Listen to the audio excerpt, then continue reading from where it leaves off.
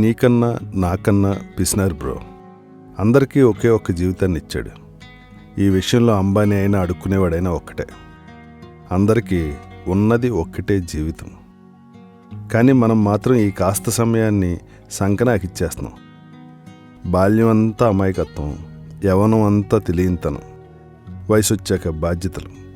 తిరిగి చూసుకునేసరికి ముడ్డి కిందకి ఆర్టీసీ బస్సులో ముందు సీట్ వచ్చి ఉంటుంది. కానీ ఈ మొత్తం ప్రాసెస్లో జీవితాన్ని ఆస్వాదించడం మర్చిపోతున్నాం. ఒకప్పుడు ఐస్ క్రీమ్ కొనిస్తేనే ఎగిరి గంతులేసాం. ఇప్పుడు చేతిలో నాకౌట్ ఉన్న కిక్ రావటం లేదు.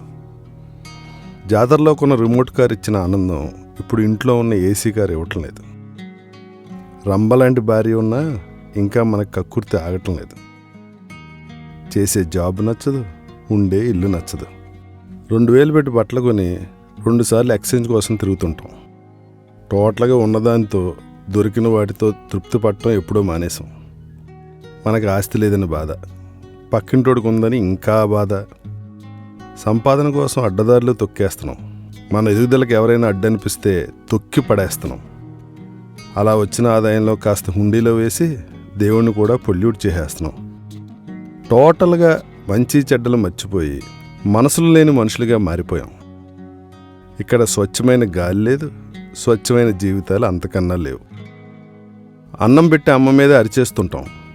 అడిగింది కొనేవని నాన్న తిట్టుకుంటూ ఉంటాం. అన్నదమ్ములతో ఆస్తి తగాదాలు, అక్క చెల్లెళ్లతో పట్టింపులు, పిల్లనిచ్చిన అత్తమామల్ని వీలు దొరికినప్పుడల్లా ఉచ్చ పోయించేస్తుంటాం. భార్యతో అయితే ఎప్పుడూ గొడవలే. పిలిచి ఫ్రీగా మందు పోసే తాగుబోతు నాకుడుగులతో తప్ప మనం ఎవ్వరితో ప్రశాంతంగా బతకటం లేదు, ఎవ్వరిని ప్రశాంతంగా ఉంచటం లేదు. లైఫ్ని రేసులా మార్చేసుకున్నాం.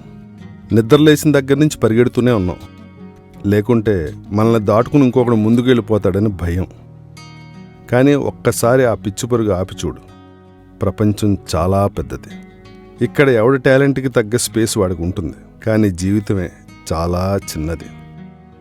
మిస్ చేసుకునే మూమెంట్స్ మళ్ళీ తిరిగి రావు మిత్రమా. నిద్రపోతే లేచేదాకా గ్యారంటీ లేని జీవితం మనది. రేపు మనం పోయాక మోయడానికి 4 కావాలి. బంతిలో కూర్చుని భోంచేయటానికి 10 మంది కావాలి. అయ్యో ఆయన చనిపోయాడా అని వాళ్ళు అనుకుంటే అది మన సక్సెస్.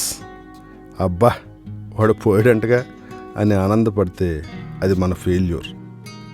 సో అందరితో బాగుందాం, మనతో మనం ఫ్రెండ్లీగా ఉందాం, పక్కవారిని ప్రేమిద్దాం, ఉన్న ఈ కాస్త సమయాన్ని ఆస్వాదిద్దాం. ఎందుకంటే ఉన్నది ఒక్కటే జీవితం.